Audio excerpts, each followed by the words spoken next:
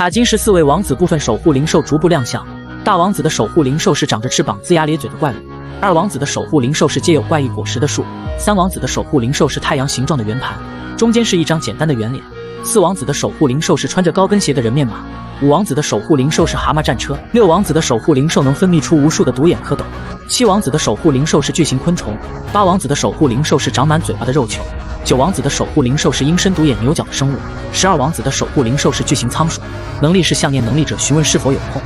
倘若拒绝会留下一只小型仓鼠不停追问，直到对方同意，身体便会被仓鼠操控。除此之外，其余王子的守护灵兽及能力尚未明确。同一个湖所诞生的守护灵兽有规则存在：其一，守护灵兽之间不会相互残杀；其二，不会直接攻击有守护灵兽的人类。对于保护未来国王的念兽来说，这是必须的自制本能。只有利嘴和獠牙的野兽很快便会灭亡，这与人类一样，政治、军事等手段十分重要。看不见对手弱点的领袖只能是庸才。在群雄逐鹿的时代，卡金国只是个随时可能覆灭的小国。于是初代卡金王创造了湖，以国家为容器，让王族子女们为王位争斗，从而奠定了如今大国的基础。擅长后方支援的守护灵兽附身在深谋远虑的王身上，共生共荣，这是卡金王族的命运。接着卡金王说出了一段细思极恐的话：在这满载着20万活祭品的船上尽情施展吧，直到仅剩最后一名王子为止。此时在四王子居住区外，2名警卫正在商量将念兽的事情告诉四王子。迪塔也就是女性警卫，像是看白痴一样看着沙鲁，这当中有许多不能提及的词汇，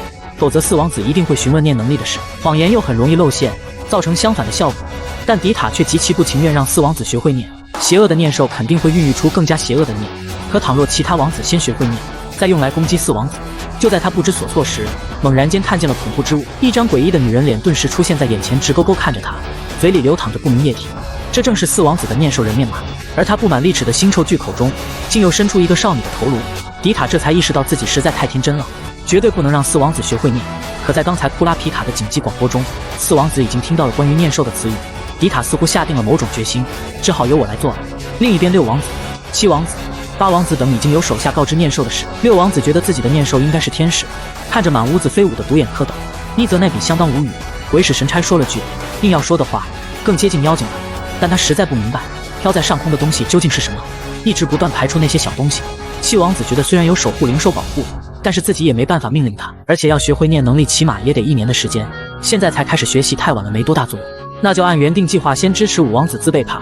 也就是7王子一母同胞的科学家2级。相比之下，8王子仍在酒池肉林中享受，根本没把继承战放在心上。空中长满嘴巴的肉球不断喷出不明物体。另一边，9王子刚从出航典里归来，就看见了令他震惊的一幕，他的警卫全部昏倒在地上。